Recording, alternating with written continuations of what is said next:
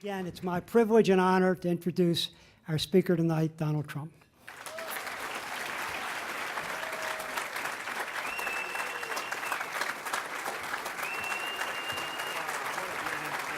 Thank you. You're my pal for life. You got it. My pal for life. Thank you, David. Wow. So nice. So nice. But I don't think I should explain to you how I met David, because it's just not a nice story. But I'll do it anyway. I sued David. I was suing him for hundreds of millions of dollars. And I didn't know him, but I just said, I'm going to get this guy, whoever the hell he is. I'm going to get him. And we had this vicious, vicious lawsuit going on for a long time. And then the judge court ordered us to meet, and it was mandatory. I said, I don't want to meet this guy. I'm going to win so much money. I don't want to meet him. What do I want to meet him for? But it was mandatory. It was what they call a mandatory mediation. And I walk in, and I fell in love in about 2 minutes. I said, this guy's a great guy. We worked out our problems in, 12 seconds? 11. He said 11. And, we've just been friends ever since. And now I actually have a great success. Today, the PGA of America was over there, and they're looking to do very big things, but I have a great success. And when I need a contractor in this area, who do I call? David Cordish, right? Or Susie, who's even more important, if you want to know the truth. So it's really been a great friendship. And, when Reed and Maggie got together, the funny story is they had a lunch, and I said, how'd their lunch do? And Ivanka said, I don't know, Dad, it lasted about 7 hours. I said, that's a good sign. It was a lunch that never stopped, and now they have a beautiful child, and that's beautiful. And my daughter is an amazing person. She's amazing. She's very exceptional. She's just look, I'm talking about my daughter. We all talk, our daughters are great, our sons are great, everybody's great. But, Ivanka came in today, and she was a little early, and she went to the old post office on Pennsylvania Avenue. And she said, but Dad, which we got, can you imagine? We got it. And it's going to be fantastic. But she's in charge of it. And she said, Dad, I'm all dusty. I said, you know what? If I explain it, people will understand why you're all dusty. Because she was walking around. It was 100 degrees out today, and she's walking in a building that probably was about 120. That's wonderful to have youth, David, isn't it? Huh? Youth. But she has been something really special, and all of the things she's doing. She was in charge of Doral in Miami, and that's become a spectacular success, right smack in the middle of Miami. It's one of the hottest places in the country right now. And I'm just very proud of my daughter, and I'm so proud for you, Maggie, and that great friendship that you've had with Ivanka over the years. So congratulations. I want to just mention, I'm in a room and I'm so happy you set your all-time record. I just heard it's the all-time record. I don't know, I think it's because of Cordish. He's a hard pusher, and David, David is one hell of a guy. Boy, I'll tell you what, you talk about polarizing. Somebody said, Mr. Trump, you're quite polarizing. I said, I'm nothing compared to David. You are amazing. But between the two of these giants, they're giants, this was some great event and some great amount of money raised. And by the way, I met your governor. I respect your governor. He's going to beat it, and please give him my regards.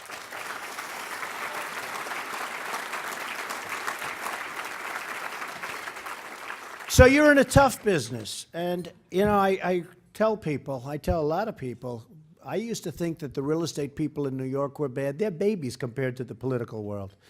And you can say things in politics, and it's just brutal. They change your language. I'm not saying all of the media. I love to complain about media. But I've had such great success with the financial media. I guess maybe it's a little bit cut and dry. They look at the numbers. They say, hey, he did well. He did this. But the political media is rough. And in many cases, very dishonest. And especially if you're a conservative Republican, boy, they go after you. It is brutal. And, I have a statement that I've said, and I've said it a lot. And it was covered when I made my speech during the week and last week. And it was, many people said it was a wonderful speech, and I got good marks. But some went after me for saying things that were horrible. I have an expression that I use, the American dream is dead, but I'm going to make it bigger and better and stronger than ever before, right?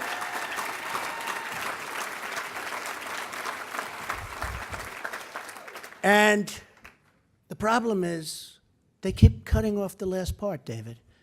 So I say the American dream is dead. I don't say the American dream is dead. I say the whole sentence. And they say, the American dream is dead. And before I get the next word out, they cut me. And then they say, isn't that terrible? Michael knows because he has to defend me all the time. But Michael knows what I'm saying. And it's terrible. It's terrible.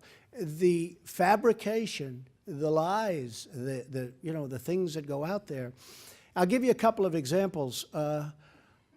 There's a show on Fox, and Fox generally treats me good. The anchors are great. But there's a woman, Dana Perino. I hardly know her. So what happens, I have to explain the story. So she calls me up, Mr. Trump, I'm doing a book. Could you give me a tweet? Now, I have 3 million followers on Twitter and 2 million followers on Facebook. I have 5 million. It's like owning the New York Times without the losses. It's fantastic. And everybody that does a book, it's true. Everybody that does a book, they all call me, Mr. Trump. People I don't even know, please. I said, but I never met you. I don't want to give you a tweet. So Dana Perino, she comes out, and I watch her on the show. Got a little problem with, like, marbles in the mouth. And I watch her on the show. But she comes out. She has lunch with me a while ago, then another lunch. And then she calls and she wants to know, could I do a tweet? And I say, absolutely. I'd love to. Let's send over the book.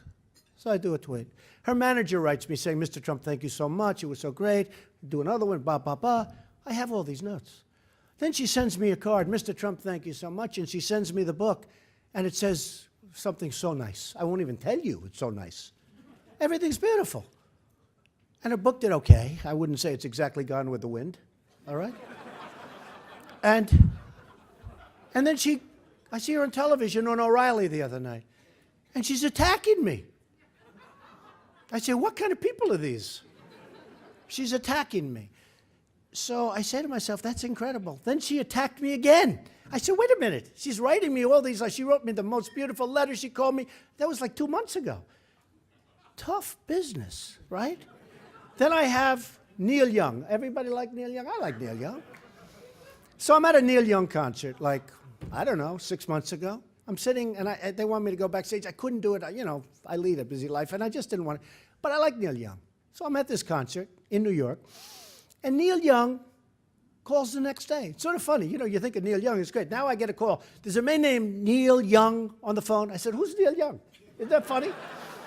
It's like a name. I say, who's Neil Young? Oh, he'd like to talk to you. I said, oh. They said he's a singer. Oh, that Neil Young, I see. I actually didn't know. I was saying, you can't put 2 Neil Youngs together. So he calls me, hey, Mr. Trump, I heard you were at my concert last night. I'd love to come up and say hello to you. I said, all right, because I don't think he does this. I said, do you ever do this? He said, I never do this. I said, well, I'm greatly honored. Come up. He comes up to Trump Tower a number of months ago. And he tried to raise money. He won like $5 million from me because he's got a sound synthesizer that makes sound better. I said, but Neil, what about all these companies that do this? I mean, they're pretty good at it, aren't they? No, mine's better. So he wants $5 million. And I said, okay, let me look at it. He met with all my people. I had like 10 people meeting with him. Nice guy. And that was that. Then I get a call from him a week and a half ago. He said, Mr. Trump, I'm in Norway or Europe or someplace. I don't know, he's someplace, long ways away. He called me to say hello. I said, isn't that nice? He said, could you come to my concert in Jones Beach? I said, when is it? He said, like in October. I said, it gets a little cold in October in Jones Beach. But whatever it is, I don't know. He's got a concert in Jones Beach. What the hell do I know? So I said, Neil, I'd love to. Absolutely. That was like 3 days. Then I announced. And one of the songs was one of his songs. I had like 10 or 12 background songs. Now, I'm a very careful guy because Cordish and I have to be very careful. Right, David? We can't play games. So I wanted to make sure, because there's a lot of press at that deal when I made my announcement. I wanted to be sure everything was okay. I had to be sure. And I said, make sure, do we have the right to, so they called up this one, that one, they signed all these, today it's a lot different. You can make like group deals.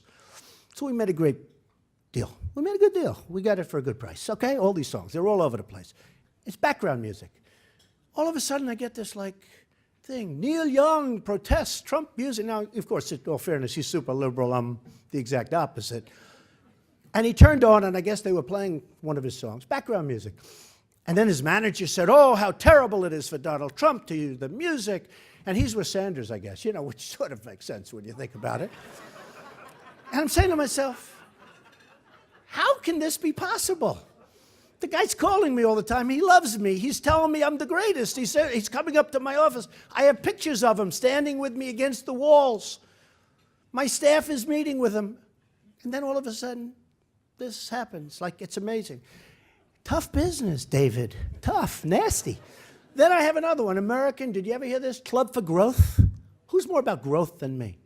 So this guy comes up, Club for Growth. Like, I never even heard of it. Club for Growth. Sounds good. I mean, I'm all about growth, so I figured, how bad can this be? The guy comes up, president of the Club for Growth. And I say, oh, his name's like David something. I never met the guy. He comes up. He's talking about growth. Okay, you know, I'm falling asleep. He's talking about growth. And he says, great, I love the job you've done, Mr. Trump. You've employed so many. And I've employed, by the way, tens of thousands of people. The people in this room in the real estate industry understand what I've done. I've done really a good job with this stuff. And I've employed tens of thousands. That takes care of health care.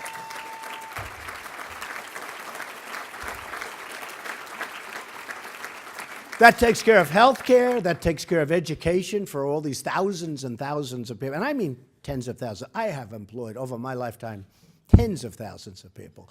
And so, you know, I figured, well, do it. And my people said, oh, you should see Club for Growth. You know, they came out viciously against Huckabee, and they came out viciously against a couple of people. I figured, okay, look, you know, I'm all about it. So let's come up. He's up in my office for a half hour. And then he writes me a letter right after that. And he goes, Mr. Trump, we would like $1 million. I said, $1 million? I don't even know the guy. You know, I don't want to be stupid about this, right? He'd like $1 million. So I said, $1 million? That's a lot of money. You know, I would say even by your standards, David, right? Citizens United.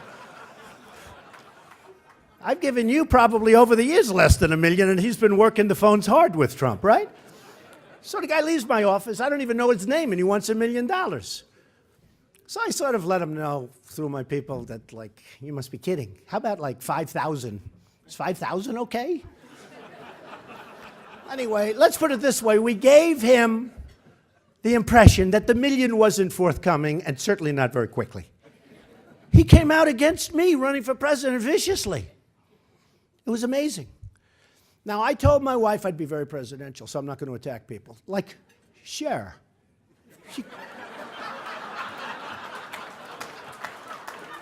I never liked her music because it's so computerized. I think she's so highly overrated. So I told my wife I will not attack Cher, so I'm not going to, and I'm not going to attack Rosie O'Donnell, because she's not for me either. She's not for me. And I said, when David Cordish called, I said, you know, David, you got to do me a favor. I've been working. I'm all over the place. I did get that great poll today in New Hampshire. I can't believe Bush is in first place. You know, some people are thrilled. I'm not thrilled, because how could Bush be in first place? This guy can't negotiate his way out of a paper bag. I mean, we're dealing with ISIS, and we're dealing with the Persians, meaning we're dealing with Iran. These are great negotiators. We're dealing with Saudi Arabia. They make $1 billion a day. $1 billion a day, and we pay for everything. They have a problem. By the way, I'm pretty good at this stuff. Look at Yemen. Look at Yemen. You take a look at a map. That's a long border. You think they want Yemen? They don't want Yemen. They want Saudi Arabia. They make $1 billion a day. They give us nothing. Why? Why? Somebody said, oh, that's such a terrible thing. They're a sovereign nation. We shouldn't be asking them for money. Of course we should. They make a fortune. They make my plane look small time. I don't like that. I don't like that. So we have all of these problems, and we don't have the right people. So when I hear Bush is in, and you know, it's funny, somebody did a commercial today, and they show a picture of Bush, who, by the way, is totally in favor of Common Core, meaning you don't educate your kids. Think of this. You don't educate your kids through Washington, folks, believe me. You don't want to go through the bureaucrats. Many of those people just want a nice, high-paying job. They don't care about the kids in Maryland and in Virginia and in Iowa and in New Hampshire. They couldn't care less. And this guy's in favor, and he's very weak on immigration. So the last thing we need is another Bush. So I'm in second place to Bush. I hate it. And I look at what's going on, and I look at what's happening in the world. I look at what's happening in our country, and I say, we are in serious, serious trouble. We don't have victories anymore. I talk about it. When was the last victory? We don't have victories anymore. Japan is eating our lunch. You know, they have Abe now, who's an excellent negotiator, and he's knocking the hell out of the yen. And because of that, people are buying their stuff. They send cars over here by the millions, like you've never seen. Boatloads. A friend of mine lives in California. He said, it's unbelievable. These massive boats come with cars. And I always say, when was the last time you saw a Chevrolet in the middle of Tokyo? It doesn't happen too much, like maybe 3 of them. We don't know what we're doing. And I will say this, look, Ivanka likes her. So anybody that Ivanka likes is okay with me. Carolyn Kennedy, right? So on 60 Minutes, they do a piece, and it's about Carolyn Kennedy. I said, okay, good. I'll watch it. A little, you know, I wouldn't say the most exciting subject ever.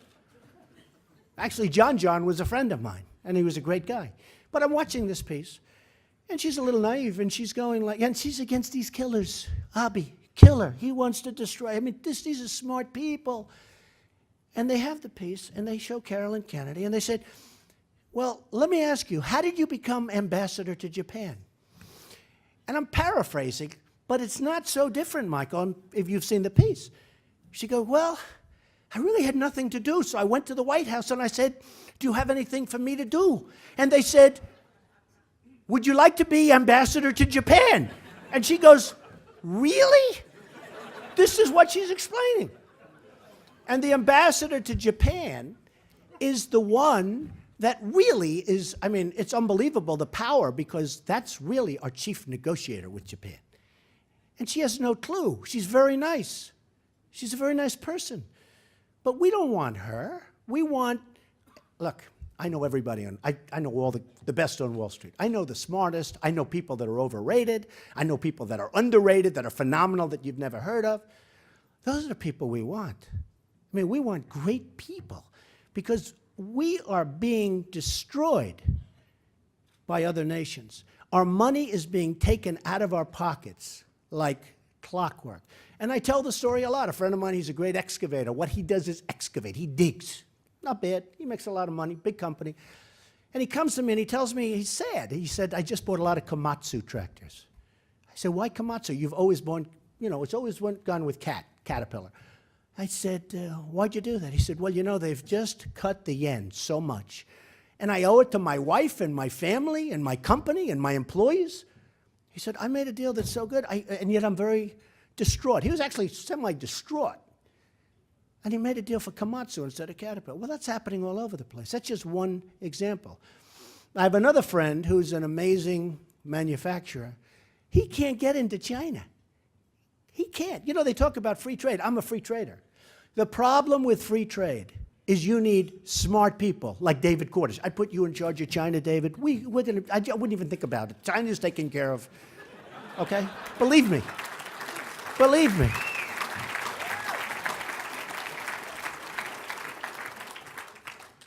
China would be, and we have, and David knows, because we know some of the same people, a lot of the same people. We have people that are phenomenal, brilliant negotiators. And the problem with politicians, I'm excluding all of the politicians in this room, because you people are in a class by yourself. You're fantastic. Maryland Republicans are in a class by themselves, so I want to preface it.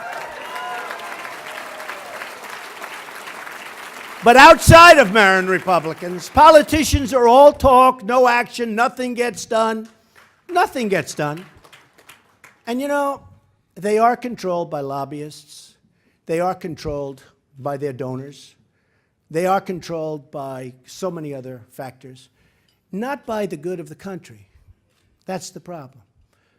You have special interests that are controlling people, and this has nothing to do with the good of the country. You have a trade pact that right now is perhaps going to eventually get through. That's a disaster. First of all, some of the great business people in here would understand this. It's with many countries. And China's sitting back lurking because China wants to go in through the back door, 100%. As sure as you're sitting there. As sure as you're sitting there. And the Republicans, it's Obama's bill, but the Republicans are pushing it. Now, you tell me how that can happen. They don't talk about currency manipulation the way they should be. And by the way, a few months ago, they weren't talking about it at all. I made a speech. It got a lot of publicity because I talked. China, Japan, and lots of others are killing us because of currency manipulation. And they didn't even have it in the bill. That's how good. And again, we have a president who honestly is not a negotiator. I don't want him negotiating for me. Everything he makes bad deals. He doesn't know what a good deal is. He's a terrible negotiator. Some people would say he's incompetent. I would not say that. Yes, I would.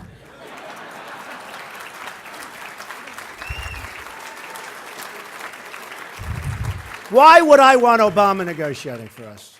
Look at the deals he's made. They've been a disaster. Look at what's going on with our military. Look at what's going on with our vets. Look at how our vets are being treated. Our vets are being treated like third-class citizens. Third class. And yet we save a Sergeant Bergdahl who's a traitor, a no-good traitor. We lose 6 lives over this guy. And yet James Foley is beheaded. We didn't fight for James Foley, who's this wonderful guy whose parents I got to know very well over the last few months, actually up in New Hampshire. We didn't fight for James Foley. He was beheaded, and he was a wonderful young man. But we fought to get a traitor who, when our country was strong, would have been executed for desertion. We lost 6 great young people trying to find him, and they all knew that he deserted. And Obama knew that he deserted. And yet we took him back. I call him the 5-for-1 president. And we gave 5 killers and leaders who are now back on the battlefield trying to kill everybody, including us, by the way. This is the negotiator that we're giving this to. You look at the Iran deal, the worst thing that can happen for Israel, this deal. They have no checks, they have no balances, they're going to continue on. And you know, deal makers, and I talk about it all the time. I talk about it all the time. And I'll tell, like, as an example, when David called me up and he asked me to make the speech, I said, David, honestly, I'm all over the place. I'd rather not. I mean, in all due respect to you people, I love you very much. But if I could be home with my wife, who, by the way, got better reviews than I did. Everybody said that would be the most beautiful first lady. And she got better reviews than I did, but that's okay. She would be beautiful. But when David called me, negotiation, I said, David, look, I'd rather not do it. I really don't want to do it, David. So please. But if you insist, because I have such respect for you and you're my friend, I will do it. But I'd rather not do it. And by the way, Forbes just came out and said I'm the highest paid speaker in the world. You saw that, right? Over $1 million a speech. Is that right? More than Clinton.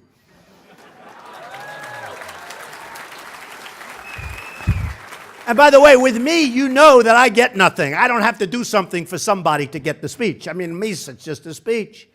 So I said, David, I'd rather not do it. And I feel strongly about that, David. But if you want me to, I will. Now, who is going to say, he said, Donald, I want you to. It's true. Is that true? Is that true? So we need our great negotiators. We need people that know what they're doing. Now, here's another thing that was terribly misconstrued on purpose. I love Mexico. I love the Mexican people. 2 waiters came up to me tonight. Mr. Trump, we love you. I said, where are you from? Mexico. I said, that's great. I love you too. I do. I love Mexico. I've had tremendous relationships with people in Mexico. But I said, we need a strong border. I said, we need a wall.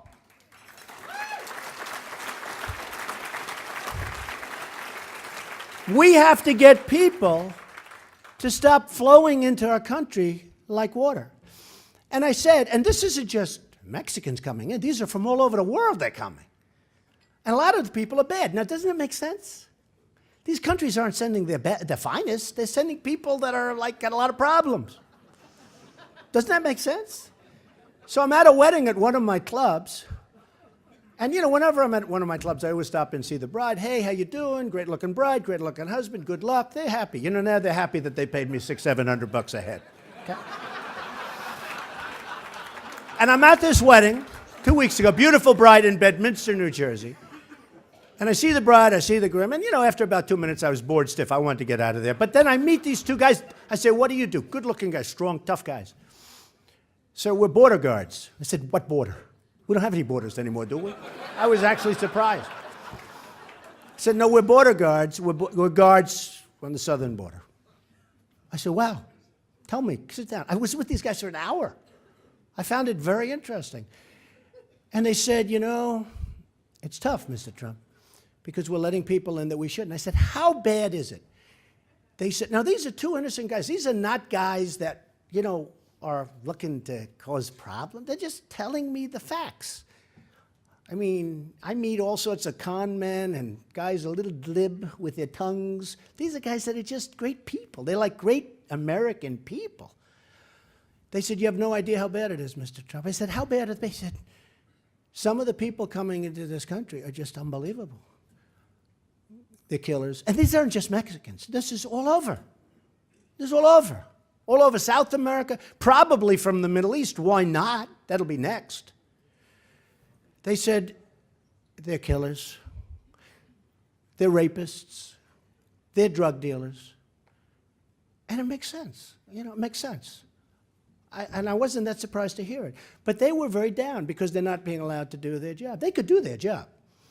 We could do a great job without the wall. Except I just happen to be so great at building things, I would do some great work. Okay. I'm the best.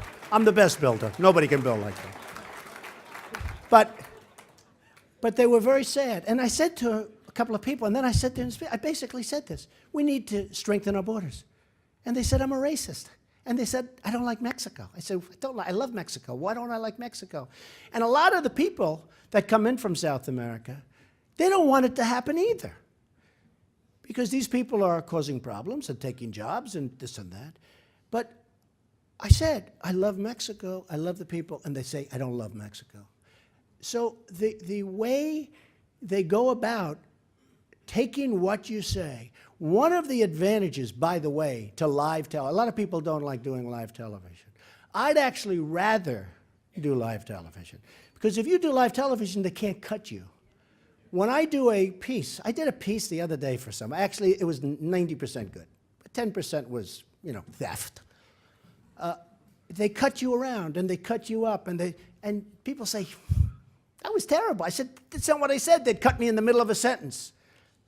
Or I'd go on to explain something and they'd cut me. I said, this is terrible. I like doing live television. I had a statement because I've been watching the president with the teleprompter and he gives a pretty good speech. I've seen better. I mean, we're not dealing with Winston Churchill here, folks. But I've come up with this, that anybody running for president shouldn't be allowed to use a teleprompter. Okay? Shouldn't be. And, you know, I've said it a little bit in jest, and then all of a sudden I started saying it's really true. Because if I had a screen here, and I'm looking here and looking there and reading, and, you know, we get all bored, then we all leave, and everybody said, oh, that was okay. It was fine. You don't find out the real person. You're not finding the real person. Now, it's safer. You don't make a mistake. It's hard to make a mistake. And, you know, one of the things that both Davids were really saying, I've had an amazing career. I've really enjoyed my life. And I watch, and somebody was very, you know, point blank the other day in a positive way. I thought about my career. I went to the Wharton School of Finance, which is probably the hardest school in the United States to get into, and has been for many years, even in my day. And that was before I was Trump, so to speak, okay? You know, who do I know to get into Wharton? I had really good marks. I was a good student. I had an uncle who was at MIT for many years, Dr. John Trump, one of the great scientists. I mean, like, I'm a smart person. So I go to the Wharton School of Finance, right? Get in. I see some of the smartest people in the country. They were in my class. Interestingly, and this is for you, Some of the smartest people in Wharton aren't the biggest successes. It's the people that never quit and never gave up. They never, ever gave. You understand what I'm saying? They're the ones that are running things. Very interesting. But I go to the Wharton School of Finance, great student. I leave Wharton. I start off with my father in Brooklyn, and I say, Pop, I want to go into Manhattan. No, son. And I have a great father. He was a great guy and a great negotiator. I learned so much. Not that he taught me specifically, but I'd play with blocks at his feet while he's on the phone fighting with a plumbing contractor over price. And when I was a young guy, 5 years old, 4 years old, 6 years, I'd hear this and I'd hear it. And I'd say, wow, that's great. And I had a father who loved to work. He was a worker. And he was a happy man. He had a great marriage. He had a fantastic marriage. They were married for 63 years, like just a happy marriage. And I said to I learned a lot because I said, you know, you can work and be really happy. It's a great thing. But I had a father who really was a teacher to me and a mentor to me. And when I look at what, you know, my career, so I go to Wharton, I do great. I get out. My father said to me, son, you don't want to go into Manhattan. I said, but Pop, I want to build these big buildings. He said, it's not our territory. And he was a tough cookie, but he was a very good man and a loving father. He said, son, it's not our territory. It's not for us. Let's stay in Brooklyn and Queens. We're doing great. Just, it's not our territory. It's not for you. You don't want to build there. That's the big leagues. You don't want to be there. I said, but Pop, I got to do it. So I was with him for 4 years. I was pretty young when I went in.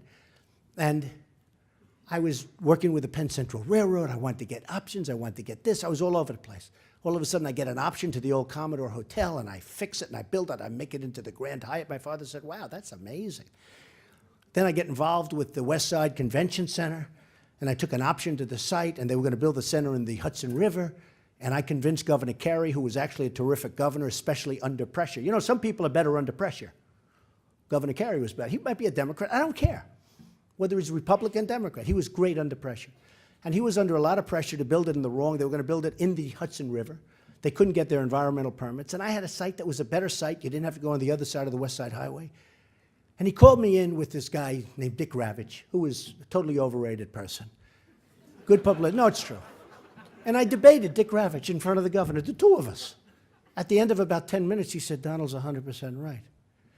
And he went with the convention center. We got it built. It was a Jacob Javits Convention Center. I did many, many things. I mean, that was my deal.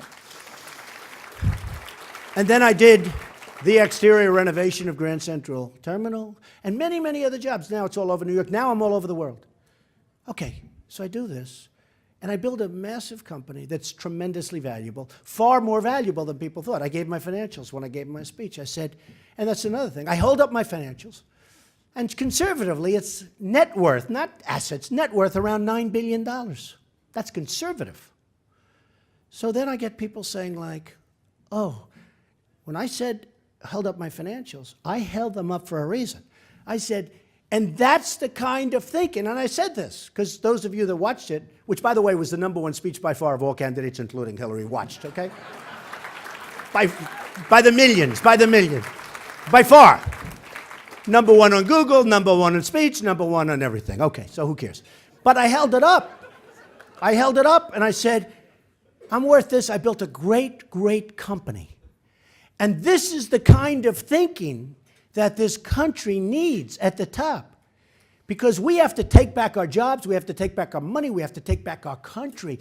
Other countries are killing us. They're destroying us. We can't let it. So I'm really successful, and I don't want to talk about that, but this is the kind of thinking that we need at the top.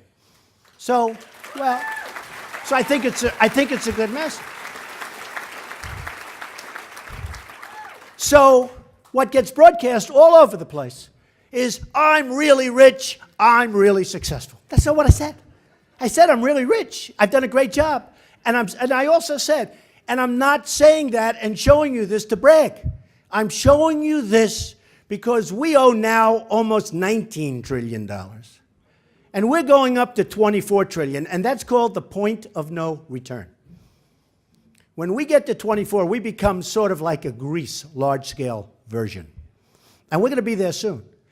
So when I held up my statement and I said, look at the great job I did, and that's the kind of mentality that we need in the White House, they left the second part out. So I look like this jerk holding up a statement, I'm rich. But it wasn't meant for that. They don't leave the rest of it. These are very strange people. Okay, so I go to Wharton. I do great. I'm really smart, right? I then create this incredible company, and my father was the most proud. He said everything. You know, he was a tough cookie who, frankly, was difficult. But after he was, and by the way, Reed understands that fact. Is your father easy, Reed? I don't think so, right? But you have total respect for Reed. You know, it takes a while with these tough, smart fathers. But my father really respected me. He said, he's unbelievable. Everything he touches turns to gold. I mean, it was a nice, my father doesn't talk like that. Then I go out and I do a book. It's called Trump, The Art of the Deal. The book goes to #1 ever. It's in all the schools. I mean, it's all over still to this day. It's one of the great business books, right? And it's a huge success. And I'm #1 on the New York Times list and every other list for many, many, many months. And I'm saying, I don't believe it. My father didn't believe it. He said, gee, I told you not to go into Manhattan. This is getting crazy. Then I have Mark Burnett come to me, the great producer of Survivor, etc. And he says, I want to do a show called The Apprentice, and I'll only do it if you do it. And The Apprentice goes to one of the top shows ever. #1, many, many evenings. #1, I mean, the finale of season 1 and season 2. And to this day, I don't know if you know it or not, NBC, you know, it's very hard to have a successful show. 95% of the shows that go on television fail.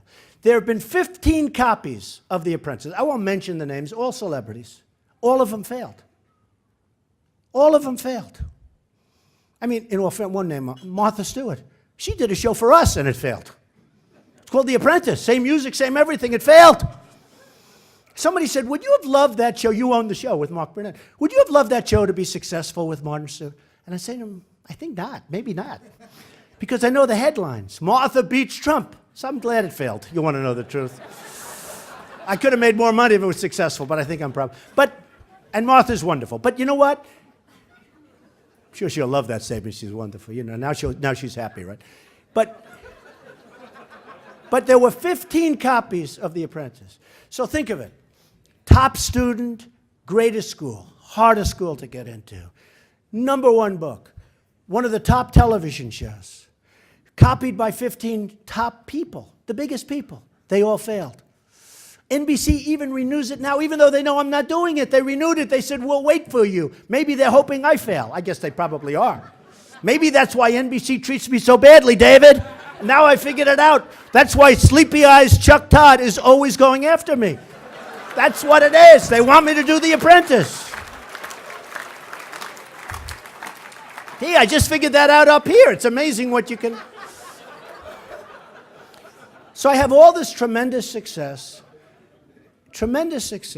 build up this incredible worth, and I have people like a guy like Karl Rove, who raised $439 million and didn't win a race. He put on a commercial that was so bad, I watched during the last cycle. It was so bad that I thought it was a commercial for the Democrats. That's how bad it was. But I watched him the other night say, Trump is not a candidate, and he won't be a candidate because he won't file. But I filed, like yesterday.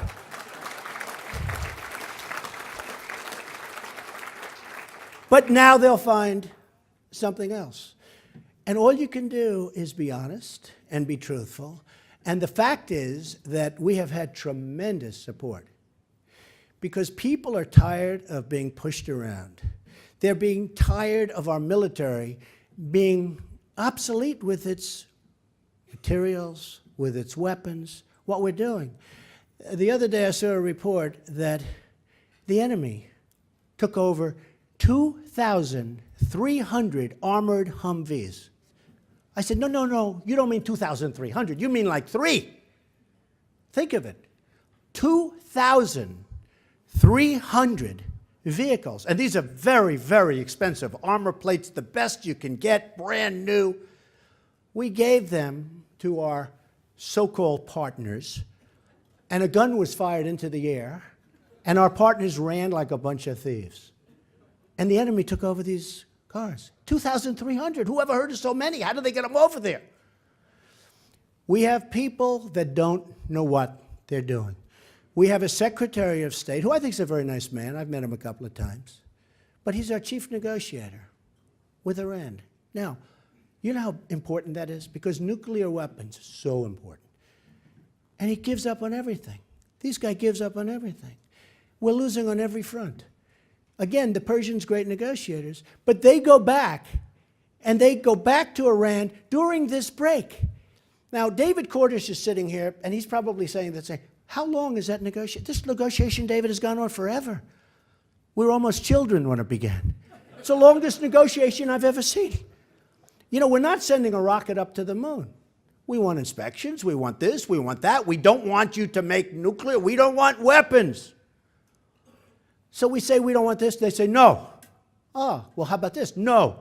And they just keep saying no until they get what they want. Then we have this guy at 72 or 73. He decides to go into a bicycle race. He's in a bicycle race. He breaks his leg. I promise, I will never enter a bicycle race. Ever. Ever. And think of this, because we have a lot of great business people in this room. You're the suckers that paid for this dinner, right? But what would you do if you're in a negotiation to buy a building or buy a business or buy whatever, and you have a break? Now, let me tell you what the break is. I do breaks all the time. I'm negotiating a deal. I'll tell Ivanka, honey, I'm not sure I want that deal. Let's tap them along, right? We're not sure, David, right? So we go tap, tap, tap. You know, a few weeks go by. We changed our mind. We didn't change. We're doing our thing. Maybe we're doing a little number on the people on the other side. We want to get the price down. But it's called tap, tap, tap. That's what they're doing to us. The Iranians are doing that to us. They don't want to meet. They're going to meet at the end of June. We're going to not meet. They don't know. Nobody knows. Then I see Obama get up and he explains the deal. And the head people in Iran say, that's not true. And they turn out to be right.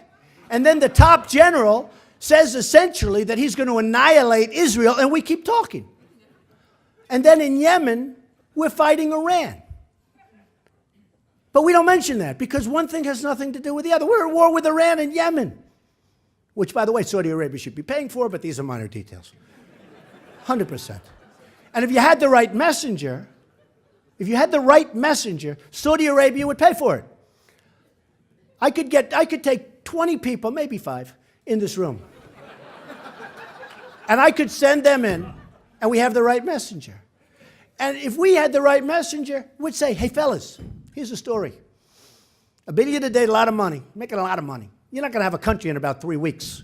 Because if you think these people want Yemen, you're wrong. They want Saudi Arabia. They want the oil, okay? Trust me. They'll give us anything you want. If you said, give us 50%. No, we'd like to make it 25. No, we want 50. And that's only because I'm being nice when I say 50%. That's only because I'm being nice. So we don't have the right people. Now, Iran has 4 people. Used to be 3. One of them's in jail because he's a Christian pastor. He's a good man. His wife came up to see me. She's devastated. He's a Christian pastor and a wonderful man. But they had 3. Now they have 4.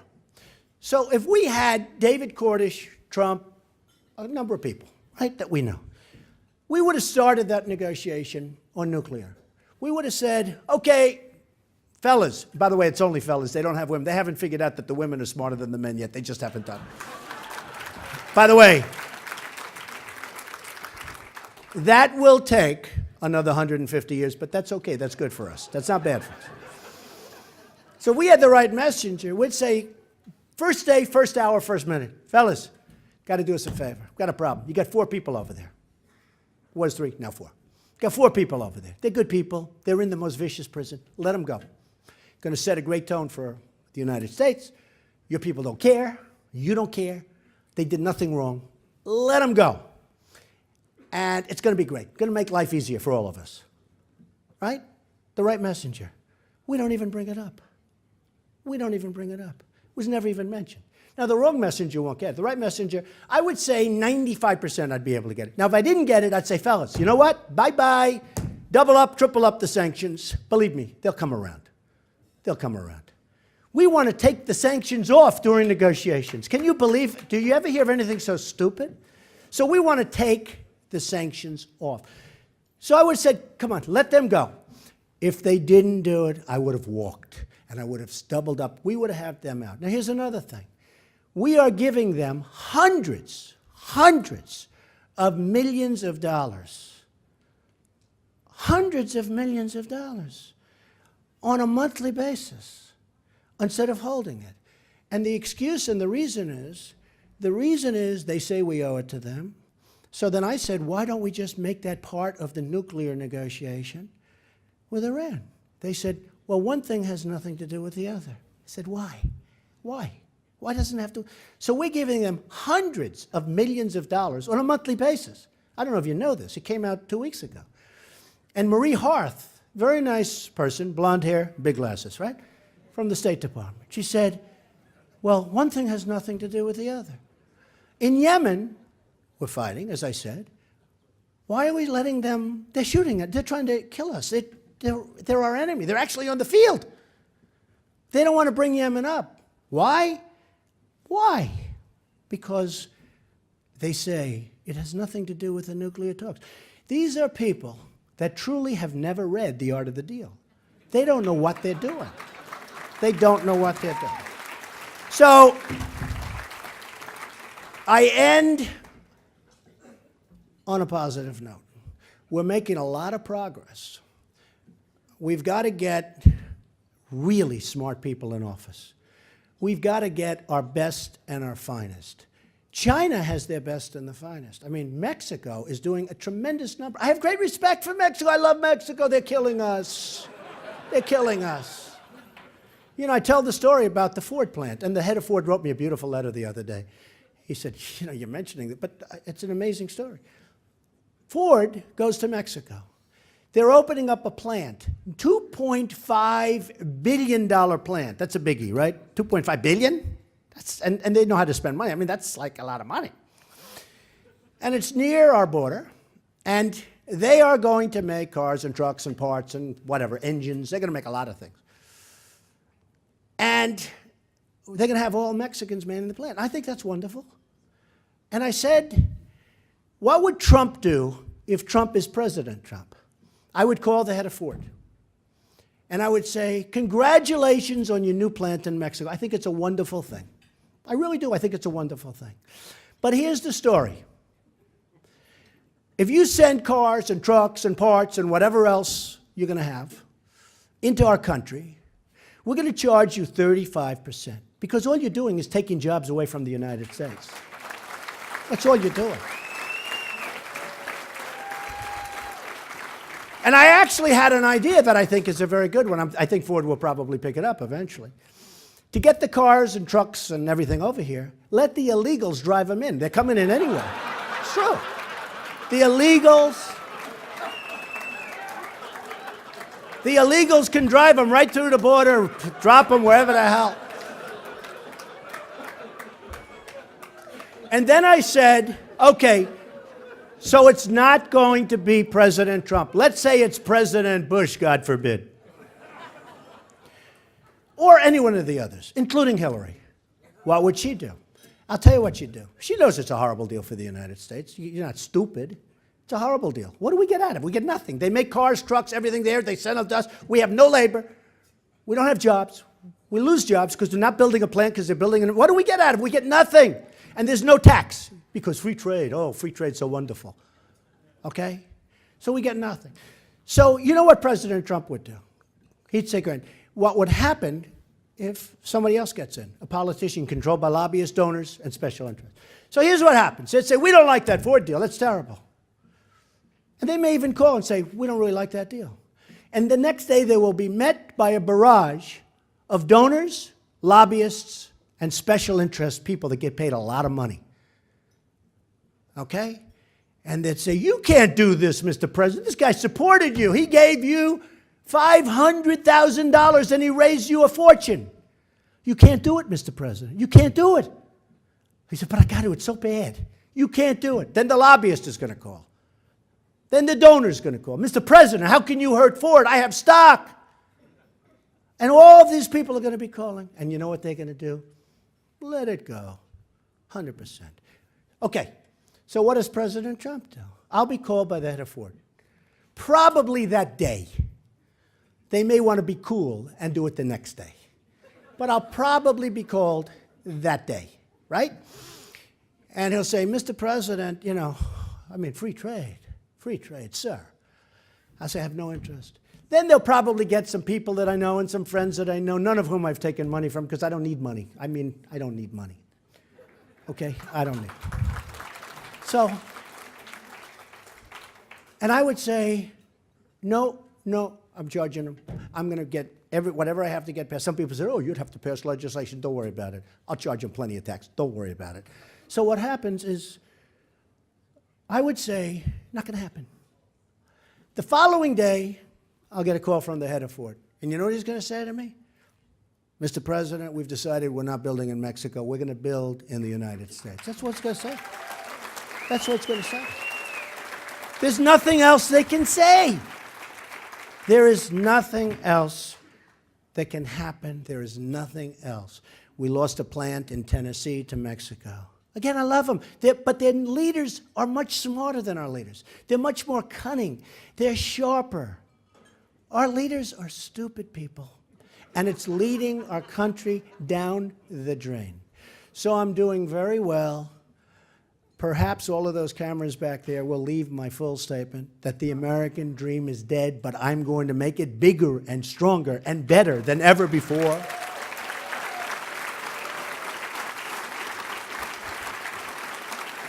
And I can only tell you this.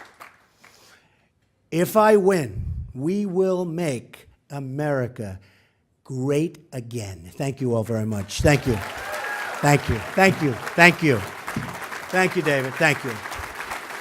Thank you.